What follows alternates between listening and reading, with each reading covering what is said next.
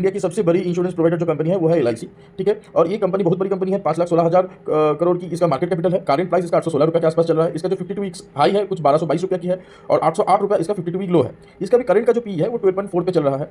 और आरओसी अगर आप देखोगे 73% और आरओई आपका इसका 63%, तो शानदार माना जाएगा इसका आरओसी आरओई। आप लोग अगर देखेंगे तो इसका 5 साल का जो मीडियन पी निकल के आ रहा है कुछ 15 के करीब निकल के आ रहा है।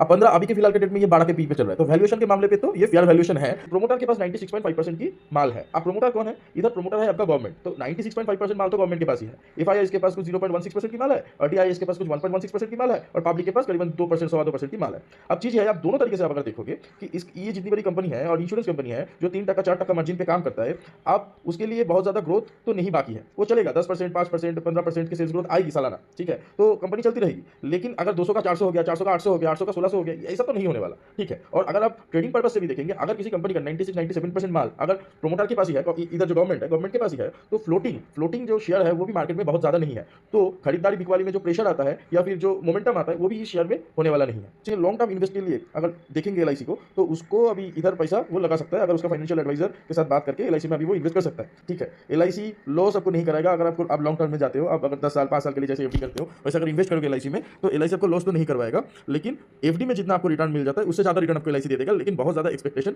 मुझे एलआईसी के बारे में नहीं है, ठीक है।